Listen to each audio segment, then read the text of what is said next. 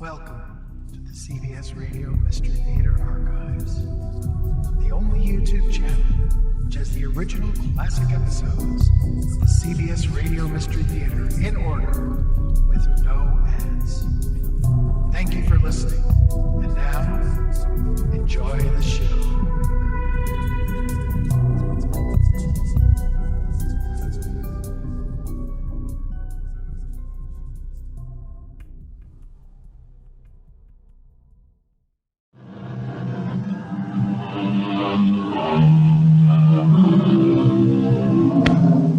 Come in.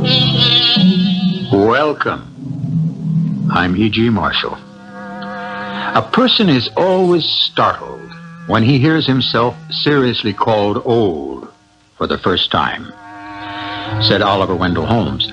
Startled, and perhaps more than just a trifle disconcerted.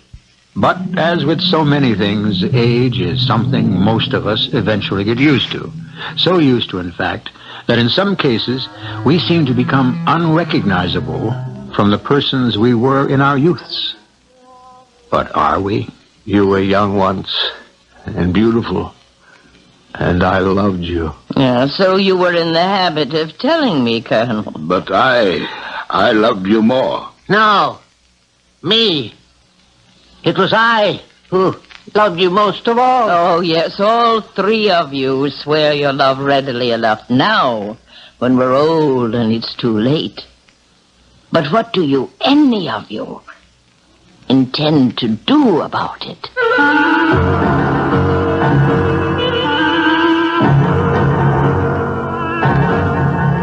Our mystery drama, Dr. Heidegger's Experiment, is based on a story by Nathaniel Hawthorne.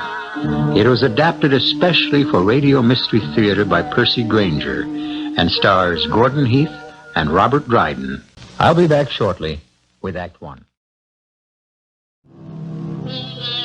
Life and time are our only real possessions, someone once said. And it would seem to follow that no one who is alive can be said to be totally indigent. Yet, don't we all know people who have given up on life, who have allowed the burden of failure and disappointment to reduce them to mere ciphers, content only to wait out their time? There is perhaps only one thing which could bring back such persons within the pale of the living. We're in a small New England village. The time is the last century. An eccentric older man, Dr. Heidegger, is about to pay the last of 4 visits to ancient friends of his on a very singular mission. Yes? Charles Medbourne? Yes, who's that? Oh, Dr. Heidegger. What do you want? I didn't send for you. I've come of my own accord. Why? Have you performed some of your sorcery and seen me marked for illness in the curling smoke of the candle? I was hoping I might have a word with you. Oh, it's a social visit then. No, not entirely, though I'm always delighted to see my oldest friends. Well, come in, come in. Thank you. And how are you getting on, Charles? I'm as you see me, Doctor, not so very far from the grave. I shall be glad to be delivered of this life. It was your own frantic speculations which reduced you from the successful merchant you were to your present condition. I do not need to be reminded of my follies. What have you been? Do you still potter about in that medieval alchemist's chamber of yours? If you are referring to my study, yes. You've quite a sinister reputation among the younger people in town. I know. What is it you've come for? I wish to invite you to my house tomorrow. For dinner? No, it's on a matter in which I would be most grateful for your assistance. Oh. Well, for what? Oh, just one of those little experiments with which I amuse myself in my study. What kind of experiment? I'd prefer not to say until we are all gathered. All? Who else is coming? 3 people, all of whom are known to you. Colonel Killigrew and Zeke Gascoigne. And the third? The widow Wycherley. Clara? he'll be there? Yes. The three of you were early loves of hers, I believe. I'm sure I don't remember. Well, I've asked them for 4 o'clock. May I count on you as well? But of what use can people our age be in one of your experiments? You'll understand tomorrow.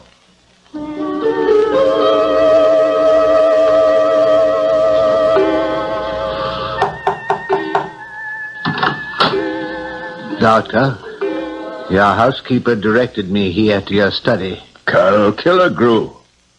Did I get the wrong day? No, not at all. Come in, please. Forgive my expression of surprise, but you see, I fancy myself as a student of human nature, Colonel, and it was not my estimate that you would be the first to arrive. I admit I was never known for my reliability in the old days, Doctor, but a man can change, can he not? I hope so.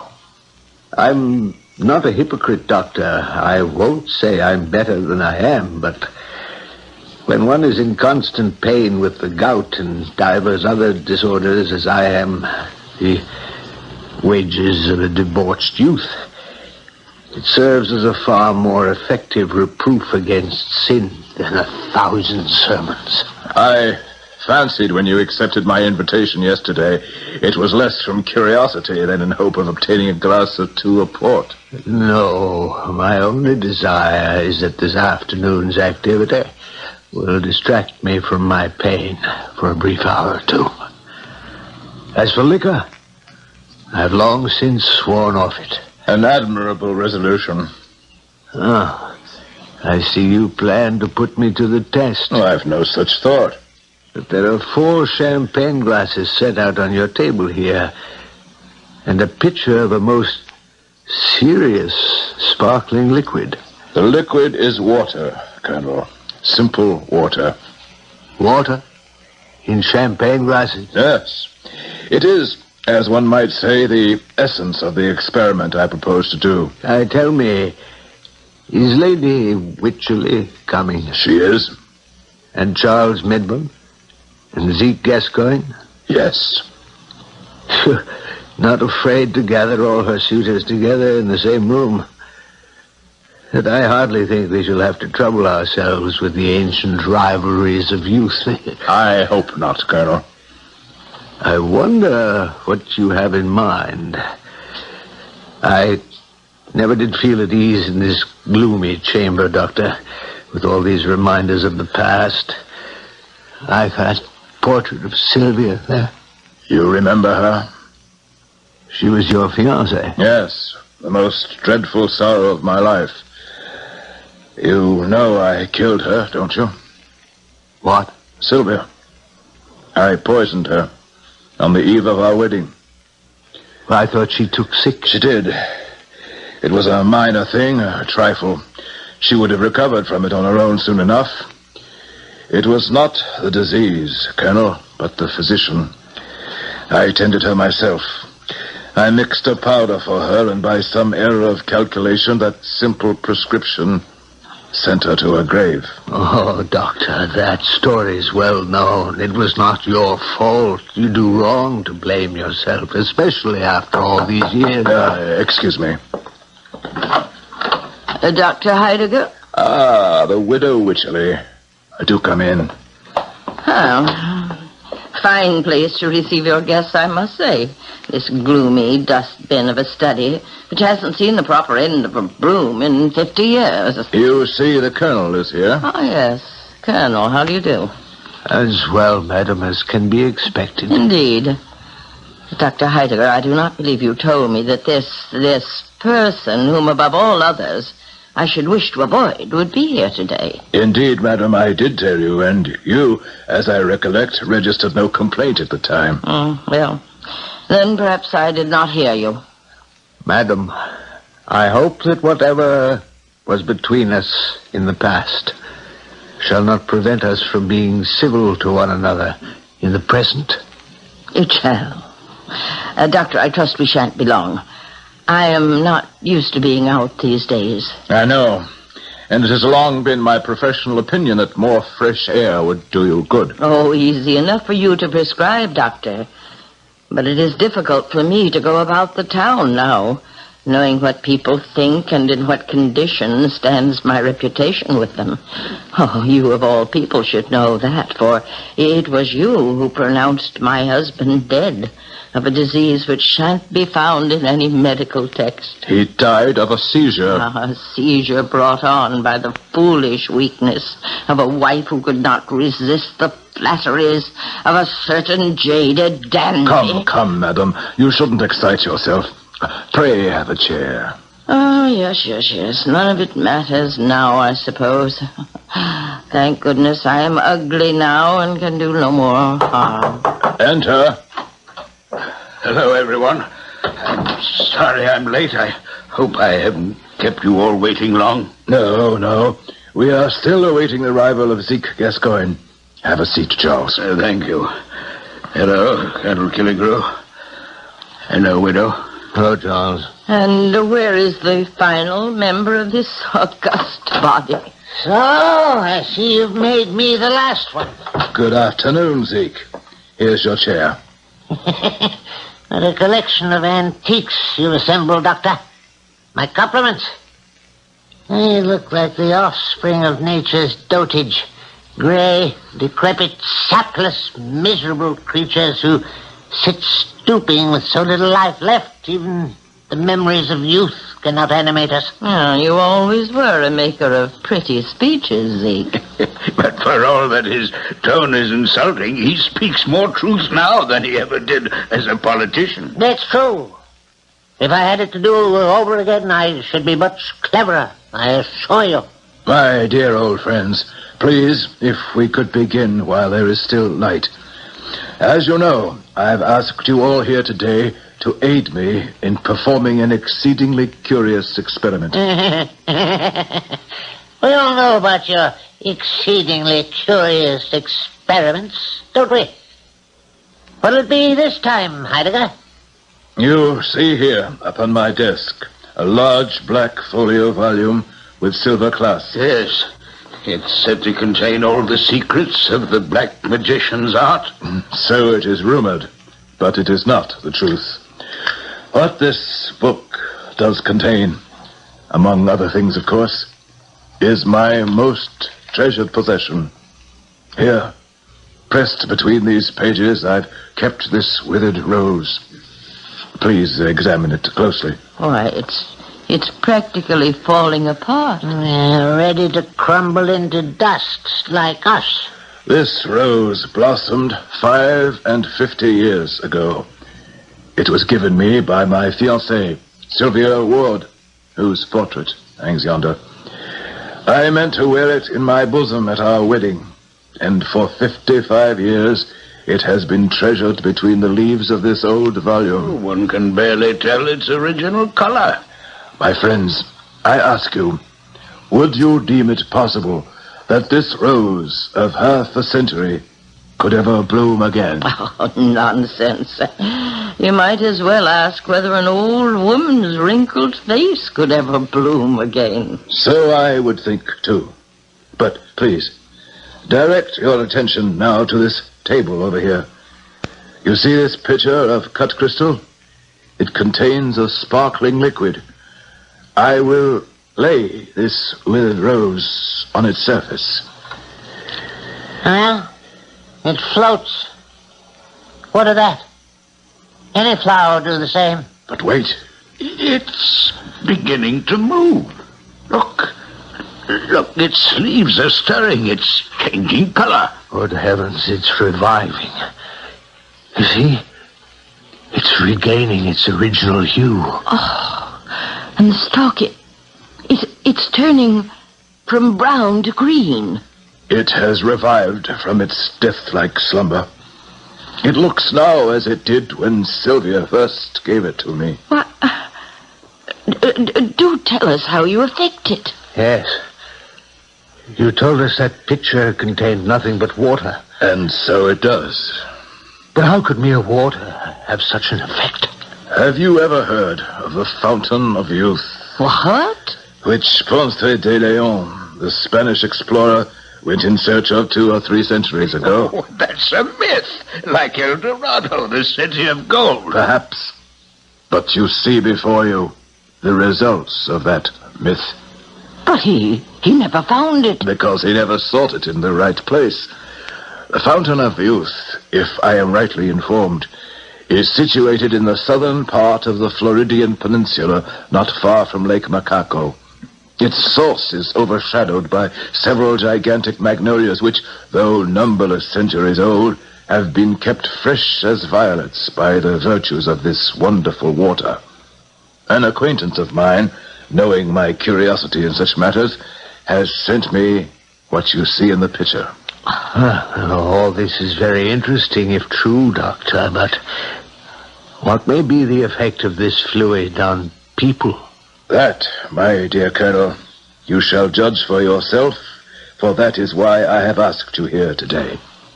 I should like you, all of you, to partake of this liquid, that I may observe the degree of its potency upon the human frame.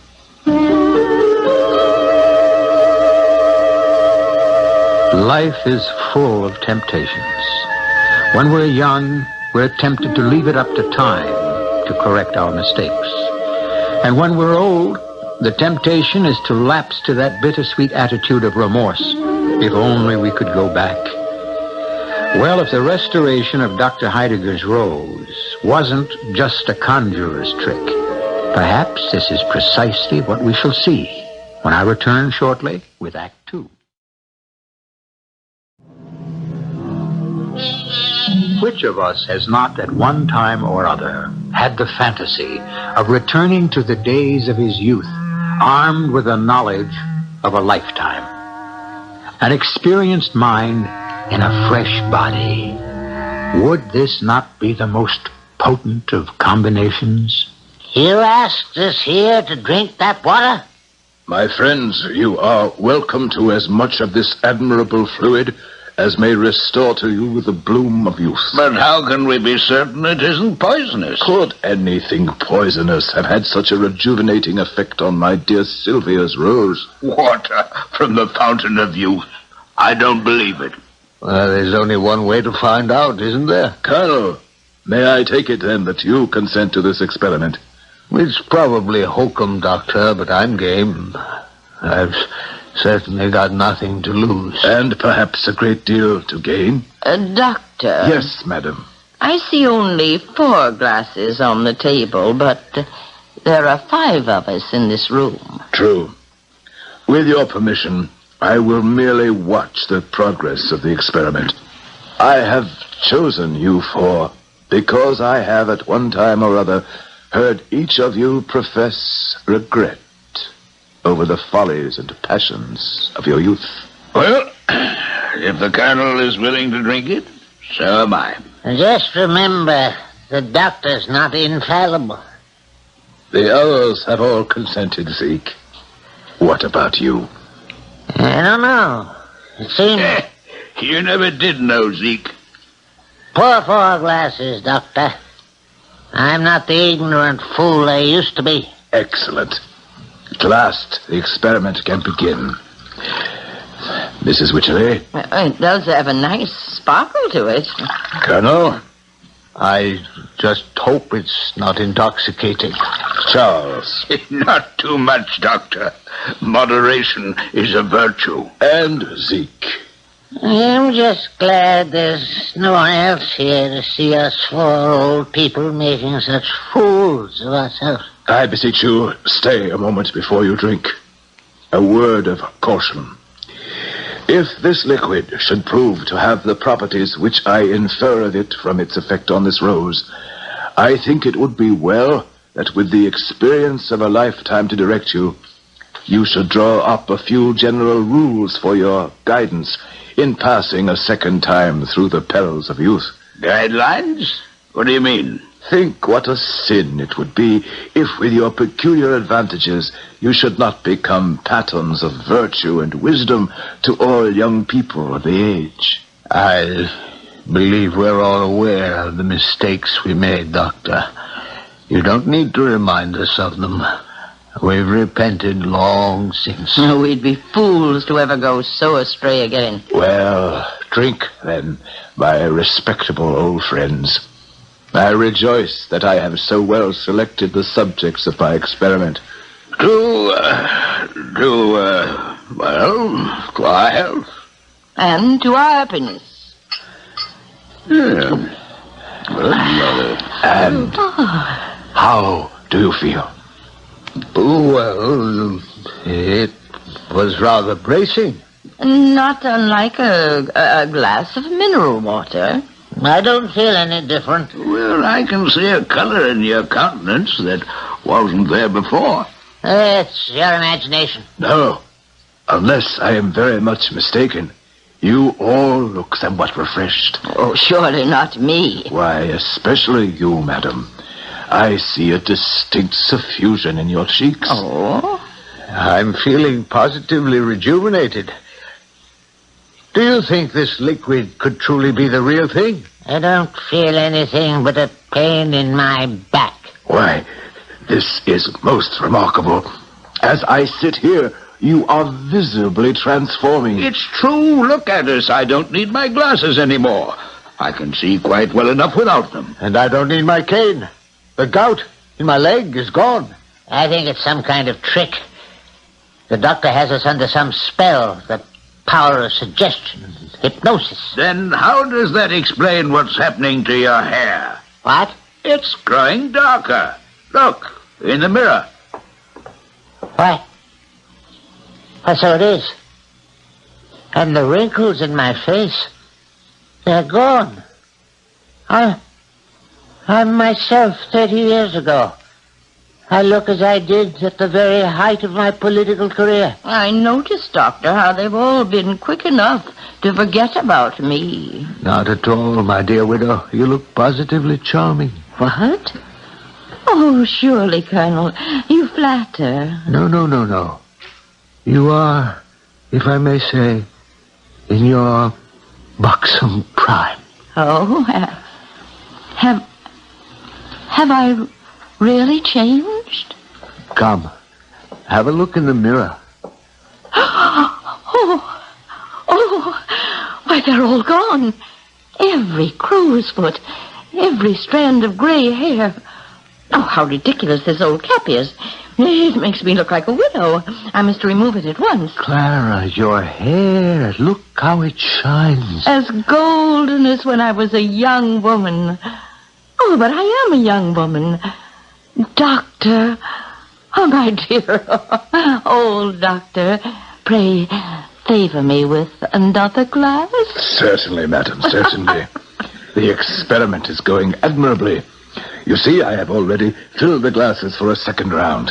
A toast. A toast to the clever and glorious doctor. But what are Charles and Zeke doing off in the corner? I've just hit upon the most ingenious scheme for making money since the invention of the cotton gin. What is that? Go where there's a need with a product that fulfills that need. Is this not the first principle of sound business? Yes. Well then, what is it they need in the East Indies? The East Indies. Ice. They need ice. And where is their ice? Why, at the poles. Whole icebergs could be towed to the Indies by means of harnessing them to teams of whales. Charles, it was just such improvident speculations which led to your financial ruin before. But the cost would be minimal.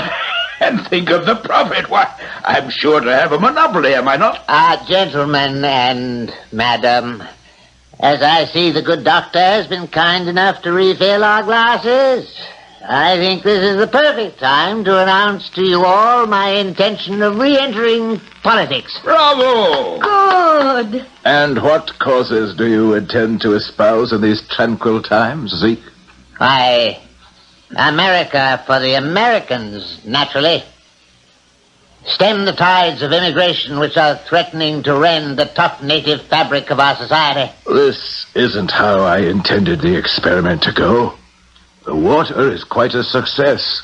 It's the people who are the failures. I feel like a new created being. Where's Clara? Yeah, at the mirror again. How do you do, madam? How do you do? Oh, look at these ridiculous clothes we wear. How unflattering they are, and how old-fashioned. Remember how we used to walk, all bent over and limping from the gout? Hey, look at the doctor. He sits there in his high-backed chair and stares at us with such a disapproving expression. Oh, come, Doctor. You're much too solemn. Get up and dance with me. What a queer figure he'll cut. Perhaps we should take the skeleton out of that cupboard for him. No, it shall be none but I. Come, Doctor, you dear old soul. Let us dance. Excuse me, madam. I am old and rheumatic, and my dancing days were over long ago. I am certain, however, that any of these gay young gentlemen would be glad of so pretty a partner. Yes, Clara, dance with me. No. I will be her partner. It was me she promised her hand to 50 years ago. No, she promised it to me. But it is I who have always loved her the most. If that is true, Colonel, why did you not make good your vows at the time of my husband's death? I was free then. Permit me to do so now, Clara. If only we can go somewhere and be alone. Colonel, stand aside. What can you offer her but a life on an army post? Whereas I will someday be a senator. It is I who can offer you the most, Clara, for I will be rich beyond all your wildest imaginings. With your silly ice scheme. Both of you out of our way. Good heavens. What? Oh, Doctor, we'd almost forgotten you were here. What is it? I was watching you just now, the four of you quarreling, when my eye was caught by your reflections in the mirror. I could swear I saw a ridiculous contention among three old and withered grandsires for the skinny ugliness of a shriveled grandam. What? What did you call me? Dr. Heidegger, how dare you? Please, I'm sorry. I didn't mean to be insulting. Of all the impudence. The unnaturalness of what I saw made me forget my tongue. Indeed, sir. If your age did not serve as your protection, What would you do, Colonel? Would you challenge me to a duel?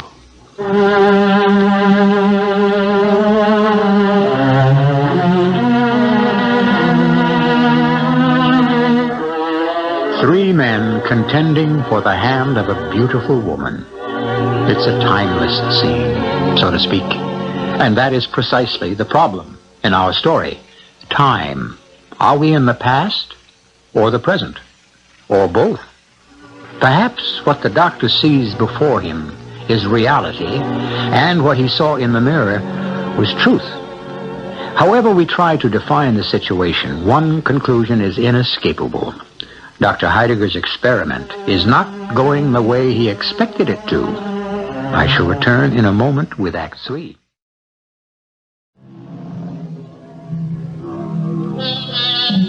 Few people know how to be old, observed a French moralist.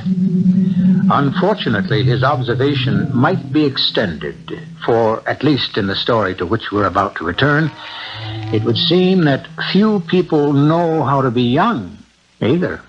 You would challenge me to a duel, Colonel Killigrew? No, of course not, Doctor. Forgive me, please. I will. And in turn, I ask pardon of Mrs. Wycherley for my ill-chosen words. We were having such a good time, and you've quite spoiled it, Doctor. A good time? Why, it seemed to me that in another minute you all should have come to blows. Nonsense. Of course not. Never mind. You may atone, Doctor, by pouring us another round of that miraculous libation. Madam, you've had more than enough already. Any more, and you would regress to infancy. If the lady wants more, why can't she have it? Yes, you really are becoming an impossible old man, Doctor. Well, look, you two, the doctor's right. If we drink any more of that water, we shall pass beyond our prime. Colonel, this isn't any of your business. Your arrogance is becoming extremely irritating. You're acting like a spoiled child. I am not. You are so. Oh, please, gentlemen, you mustn't come to blows for my sake. What? Yes, the water. Colonel, you'd better stand aside from that table. Oh, is that a threat, Charlie?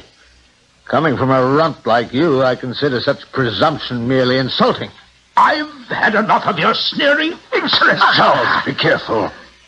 I take it that pathetic blow means you challenge me to a duel. Well, yes, I do. You know that according to the rules which govern such matters, it is I, as the challenged, who have the choice of weapons. Gentlemen, dueling has been outlawed these 40 years past. Pray come to your senses. Do you mean to blow each other's heads off? I'm young and strong enough to take care of myself. I question that. My choice is the pistol. As you may recall, Charlie, I am a crack shot. You're going to fight a duel over me? What? Oh, yes. Of course it's over you, Clara. Yes, I'd gladly risk my life for you as proof of my devotion. What have I done? My friends, please, don't you see this kind of behavior is 40 years out of date? Yes, I know, Doctor, but what can I do?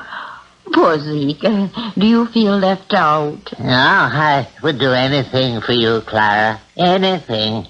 Well, then, perhaps you'll be so kind as to walk me home? Clara! It would make me the happiest man in this room. Clara, you can hardly expect to arrive safely at your door on the arm of this dishonest politician. Dishonest? Think of your reputation. This man's habit for graft and scandal is known everywhere. And what are you? Nothing but a cashiered libertine. If you allow this man to take your hand, Clara, you'd better count your fingers afterward to make sure he hasn't stolen one. Listen, Colonel, if that's what you really are... What do you mean? A person your age couldn't be more than a lieutenant. And a second lieutenant at that. Sir, I will defend my rank to the death. Very well. It is you who have challenged me, Colonel. You've been a thorn in my side long enough. And just as you have struck me, so I will strike you. My choice of weapons is the sword. But people don't even have swords anymore.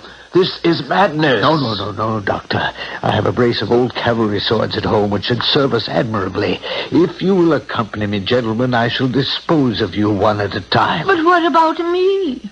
Before I go to the field of honor in your cause, Clara, I should deem it a privilege to walk you home. Thank you, Charles. She's already promised that privilege to me. No. It was my offer she first accepted. Take your hand from her waist. Come, gentlemen. Come, Madam Witchery, I really must protest against this riot. Me? Be careful of that table. You'll knock over the pitcher. We've spilled the water. My Sylvia's rose. Don't crush it. Thank goodness it's all right. The water is flowing all over the floor. Your conduct is disgraceful. Have the lessons of your own past lives been so lost on you that you would now go for each other's throats a second time? Words have been said that cannot be taken back. This time, nothing is going to stop us from settling accounts. And once the accounts are settled, what then? Will you, Zeke, go on to promote the political corruption that led to your ultimate infamy and obscurity? And you, Charles Medbourne, you will invest in foolish, greedy schemes like floating ice to the equator until your funds are as exhausted as your dreams, and you dwindle once again into a beggar? And, Colonel, have you so quickly forgotten the pains you suffered?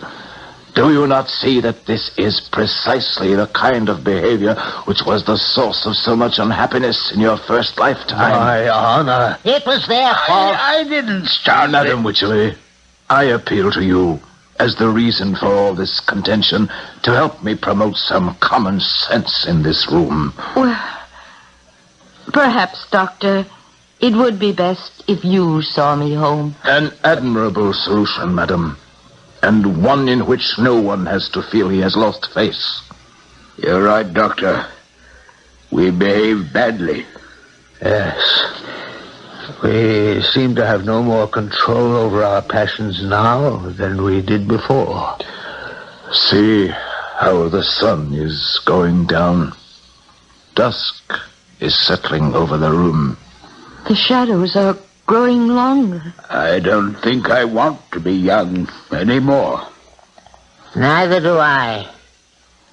Doctor, you've condemned us to lead our lives a second time. And all the wisdom in the world won't stem the weariness we are bound to feel. I can't imagine we shall continue to find life interesting. My friends, I am sorry. I propose this experiment without fully considering its consequences. I think now, too late, I see the lesson it has to teach me.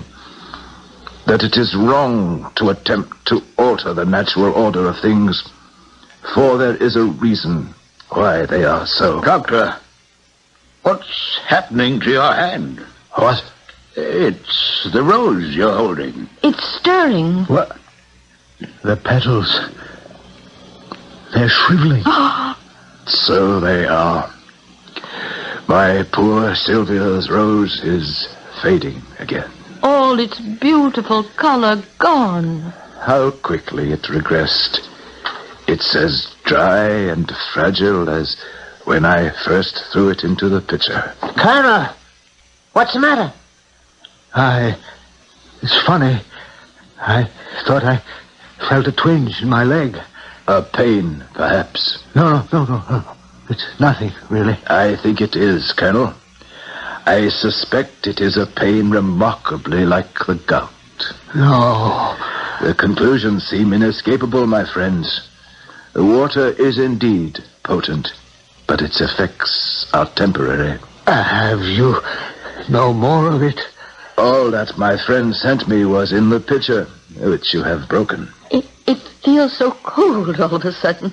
That is because you are without your cap. Here it is.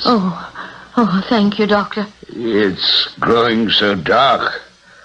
Where are my glasses? My dear old friends, welcome back. Where's my cane? I can't stand the pain in my legs a minute longer. Here it is, Colonel. Are we grown old again so soon? Come away from the mirror, widow. Oh, my face has once again lost all its flesh. Oh, I wish that the coffin lid were over. Come, good lady. Yes, you are old again. And see, the water of youth is all lavished on the ground. I, for one, bemoan it not. Such is the lesson you have taught me. I think, Doctor, that it is time we took our leave. Yes. Goodbye, then, my lifelong companions.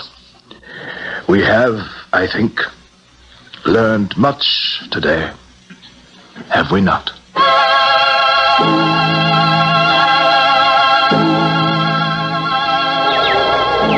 The middle of summer. Yet it feels as cold to me as the last day of November. Would you like me to see you home, widow? No, I can make my own way. As you wish. But, as we all live in the same direction, why don't we walk together a ways? I have a matter I wish to discuss with you. Does it have anything to do with Dr. Heidegger's experiment? It does. The doctor was certainly censorious, wasn't he? Indeed. Still, I think the lesson is well taken. You, Charles. You relish the prospect of returning to that miserable hovel of a room you live in? I see no alternative. No alternative? Do none of you remember what the doctor said? These were his exact words. The fountain of youth, if I'm rightly informed, is situated in the southern part of the Floridian Peninsula, not far from Lake Macaco. Zeke, are you proposing that we travel to Florida? We know the general vicinity. But think about the events of the past hour. We came to blows. Who knows where it might have led if the effects of the water had not worn off? So, shall we return, each of us, to his solitary torment? Or shall we make a pilgrimage to find this miraculous fountain?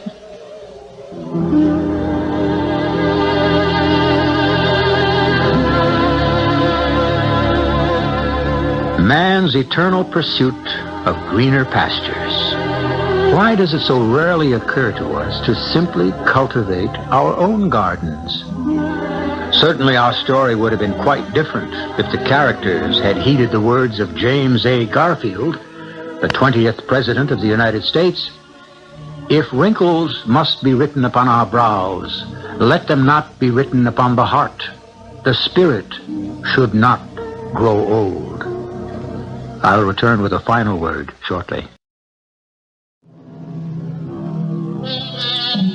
Nathaniel Hawthorne, upon whose story our drama was based, is credited by some with having established the short story as an art form. His tales often dealt with the occult, and sometimes with the loneliness and eccentricities of New Englanders. Dr. Heidegger's Experiment dealt with all three. Our cast included Gordon Heath, Mary Jane Higby, Guy Sorel, and Robert Dryden. The entire production was under the direction of Hyman Brown. I hope you enjoyed this episode of CBS Radio Mystery Theater. If you've enjoyed this and want to hear more, please subscribe to this channel. You can also visit my other YouTube channel by searching Mr. Brian McCarthy.